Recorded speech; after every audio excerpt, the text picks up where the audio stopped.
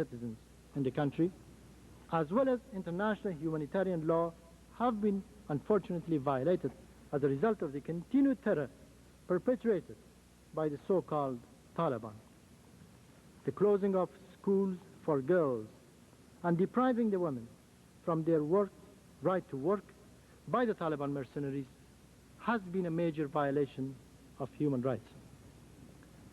The Islamic State of Afghanistan has the conviction, Mr. President, that the taking of appropriate and effective international measures towards putting an end to the foreign interferences in the internal affairs of Afghanistan would serve as a major step towards the realization of human rights in the country.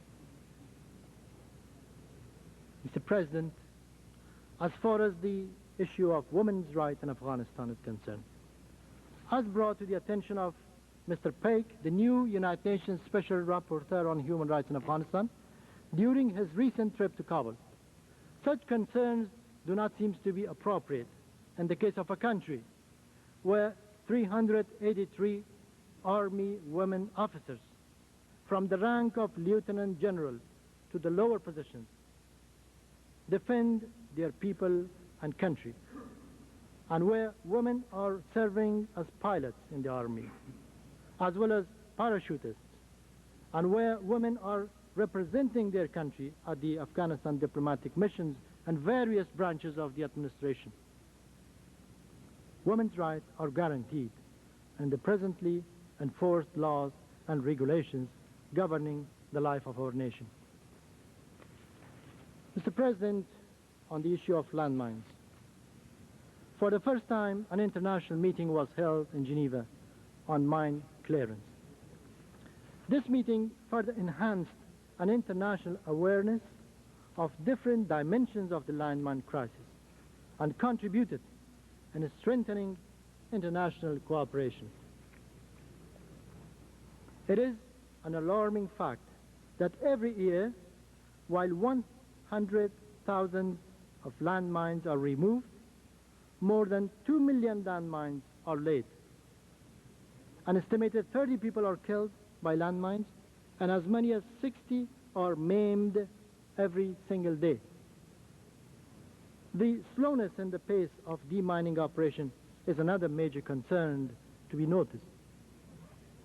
According to International Committee of the Red Cross, with the current pace of mine removing process, it will take 1,100 years to get rid of existing mines, while the laying of mines continue in different regions of the world.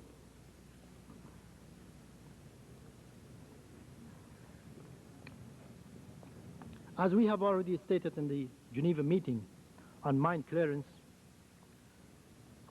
only the adoption of a convention which would ban production, sale, and stockpiling of all varieties of landmines, and especially the sincere commitment on the part of mine-producing countries to such an instrument, would serve effectively for putting an end to this problem. Afghanistan, as a war-stricken country, where the largest number of landmines are laid, needs further assistance of the international community. This assistance would further help the cause of repatriation of refugees and revitalization of agricultural activities all over the country. Mr. President, the Islamic State of Afghanistan expresses its serious concern at the acts of aggression and genocide that continues to be committed against the people of the Republic of Bosnia-Herzegovina. Effective measures should be taken to put an end once and for all to this tragic crisis. Srebrenica and Zepa must be restored as safe areas, and the siege of Sarajevo be ended. The International Tribunal for War Crimes in former Yugoslavia should bring to justice those Serbian civil and military individuals who perpetrated crimes of war, genocide, and crimes against humanity. Afghanistan has repeatedly maintained the view that the arms embargo against the Republic of Bosnia-Herzegovina is not de jure applicable. The right of the victim to self-defense has to be respected and restored. Mr. President, I would like to draw the attention of this August Assembly to one of the great threats to life, health, and well-being of the present and future generations. This man-made plague is narcotic drugs, its production, sale, and smuggling. The expansion of the poppy fields in my country, Afghanistan, as one of the legacies of war, is unfortunate. The statistics show that the cultivation of poppy has increased during 1994 as opposed to 1993.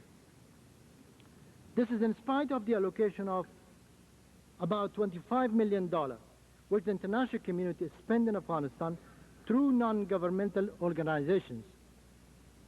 The Islamic State of Afghanistan cannot agree to the procedure with which the assistance was channeled. Perhaps an evaluation is needed to correct the procedure. Afghanistan declares its sincere readiness for cooperating effectively with regional and international organizations. We are working for the preparation of a master plan to effectively combat narcotic drugs on the regional and international levels. We have invited His Excellency Giacomelli, the Executive Director of the United Nations International Drug Control Program, to visit Afghanistan and speed up the elaboration of such a master plan. Mr. President, while having passed critical episodes of our lives, we have a vision of an Afghanistan in peace and stability. An Afghanistan that this August Assembly is hoped to mark an end to foreign interferences in its internal affairs. An Afghanistan in which our people come to be blessed with brotherhood and understanding, national reconciliation and unity. A country to which its 3 million refugees would have returned with confidence and assurance, and where those of our intellectuals, as a source of hope, dedicate their vast energy, experience, scientific and physical potential to the cause of rebuilding their country.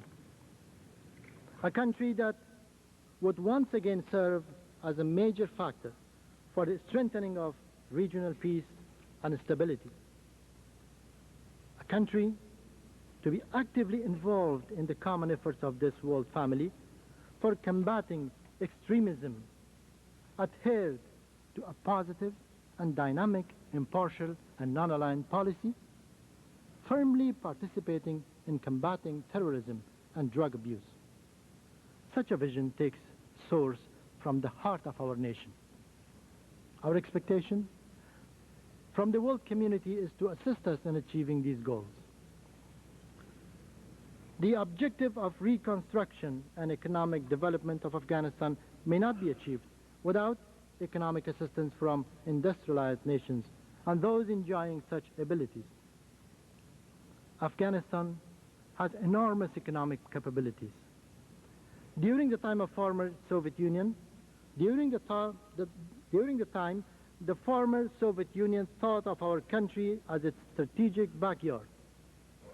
The world's major corporations were prevented from becoming involved in the exploration of Afghanistan's natural resources and wealth.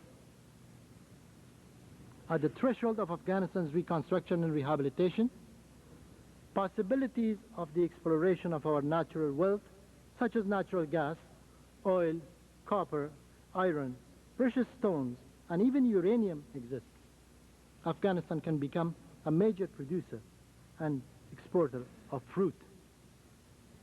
Once the crisis is over, Afghanistan would come out as one of the most attractive sites for private investment. Afghanistan, before as a landlocked country, is now vitally important as the heart of Asia, connecting Central Asia to the south and the Middle East as a historic transit route. From this rostrum, we invite the industrialized countries as well as private sectors to benefit from the enormous investment opportunities in our country. In this context, the Islamic State of Afghanistan warmly welcomes the delegations determined to conduct relevant studies, as expecting a number of potential investors in the upcoming month. This move would itself contribute towards further strengthening of stability and an early return of peace to Afghanistan. And I thank you, Mr. President.